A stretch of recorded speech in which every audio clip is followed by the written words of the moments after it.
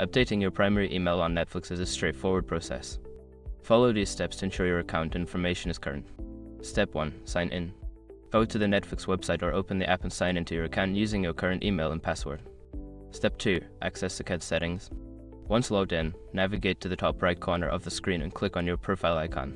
From the drop-down menu, select Account to access your account settings. Step 3. Update email address.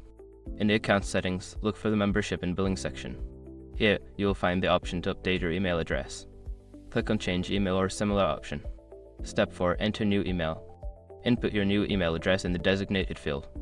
Make sure to double-check for any typos to ensure you receive notifications and updates. Step 5. Save changes.